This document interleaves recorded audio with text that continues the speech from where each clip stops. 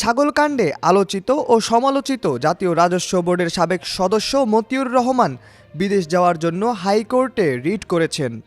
সোমবার ২৫ নভেম্বর হাইকোর্টের সংশ্লিষ্ট শাখায় এ রিটটি করেন তার আইনজীবী। এর আগে ২১ অক্টোবর দুর্নীতি দমন কমিশন দুদকের আবেদনের পরিপ্রেক্ষিতে ঢাকা মেট্রোপলিটন সিনিয়র স্পেশাল জজ মোহাম্মদ আশশামস জগলুল হোসেনের আদালত শুনানি শেষে মতিউর রহমান ও তার স্ত্রী লায়লা কানিজ ও ছেলে আহমদ তৌফিকুর রহমান অর্ণবের বিদেশ গমনে আবারও নিষেধাজ্ঞা দেয়। ওই দিন দুদক উপপরিচালক আনোয়ার হোসেন ফের তাদের দেশ ত্যাগে নিষেধাজ্ঞা চেয়ে আবেদন করেন। আবেদনে বলা হয়, মতিউর রহমান, তার স্ত্রী লায়লা কামিজ ও তার ছেলে তৌফিকুর রহমান অর্ণবের দাখিল করা সম্পদ বিবরণী যাচাইয়ের জন্য ৬ সদস্য বিশিষ্ট অনুসন্ধান টিম গঠন করা হয়েছে। সুষ্ঠু তদন্তের স্বার্থে তার এবং তার পরিবারের সদস্যদের বিদেশ গমন রহিত করার জন্য পুনরায় আদেশ দেওয়া আবশ্যক।